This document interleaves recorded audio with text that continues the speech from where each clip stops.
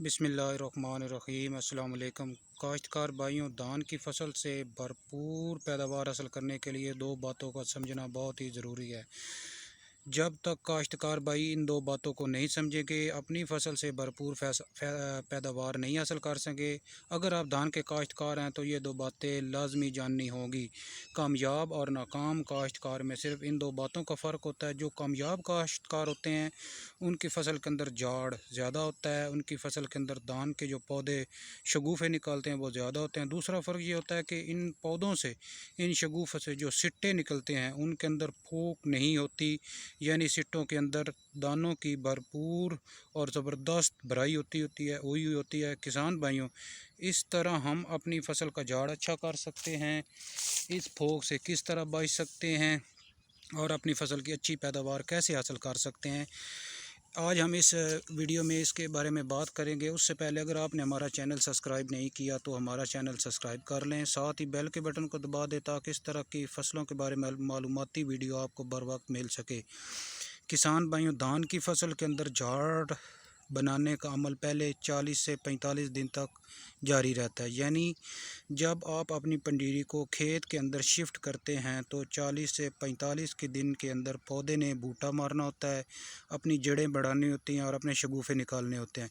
जब आप यूरिया खाद का इस्तेमाल करते हैं या नाइट्रोजनी खादों का, जैसे कि एल्युमिनियम सल्फेट का इस्तेमाल करते हैं, साथ ही आप जिंक भी इस्तेमाल करते हैं, आप अपनी फसल के अंदर बेहतरीन झाड़ बना सकते हैं। शर्त ये है कि आपने यूरिया और नाइट्रोजनी खाद का वक्त पर इस्तेमाल करना है। वक्त क्या? खाद की पहली किस्त आपने 10 से 12 दिन के अंदर अंदर देनी है और दूसरी किस्त आपने 30 या 35 दिन के अंदर देनी है। इस पर अमल करके आप अपनी खाद देते हैं तो फसल के अंदर बेहतरीन शगुफ़े निकलते हैं और झाड़ बेहतर होता है। इसके बाद जब आपकी फसल 60 से 65 दिन की हो जाए, यानी सिट्टा बाहर ना निकला हो, इस वक्त आपने पानी की कमी नहीं आने देनी।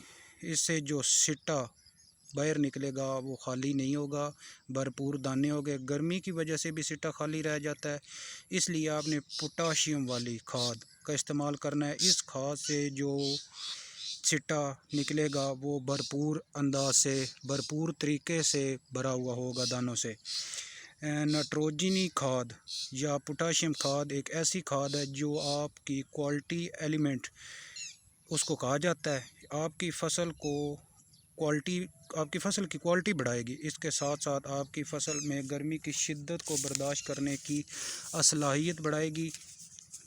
अगर बाहर का दर्जा हरारत तकरीबन हमारे पास 40, 37, 38 तक होता है दर्जा हरारत, ये खाद पौधे का दर्जा हरारत कम रखती है, पौधे को ठंडा रखती है। इससे फ़ायदा ये होगा कि आपका पौधा नॉर्मल तरीके से अपने तमाम फंक्शन जारी रखेगा और जो आपने खादें दी होगी, पौधा वो सारी खुराक उठा कर सिट्टे के अंदर भेजता रहता है, जिससे दाने अच्छे होते हैं, वज़न भी बढ़ता है।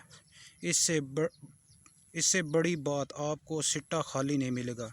इसके बाद जब आपकी फसल 70-75 दिन की हो जाएगी, आप जब गोब की हालत में होगी, तो आपने बोरान का स्प्रे करना है। अगर आप 50 से 60 ग्राम फ़ी एकड़ के हिसाब से बोरान का स्प्रे कर देते हैं तो बोरान पोलिनेशन के अमल को बहुत अच्छे तरीके से करता है। यानी जब आपका सिट्टा दाने बन रहे होते हैं तो बोरान इस अमल को बहुत अच्छे तरीके से करवाता है।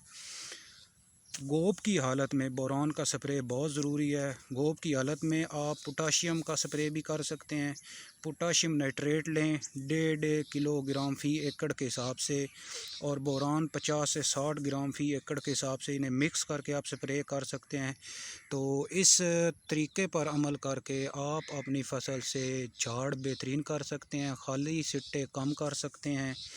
उम्मीद है आज की जो हमने ये वीडियो बनाई आपको समझ आ गई। आप इस तरीके पर अमल करके अपना एक तो झाड़ भी बढ़ा सकते हैं, खाली सिट्टे कम कर सकते हैं, ज़्यादा से ज़्यादा शगुफ़े निकालने में पौधे की मदद कर सकते हैं। अपना बहुत ज़्यादा ख्याल रखिएगा। अल्लाह हाफिज़।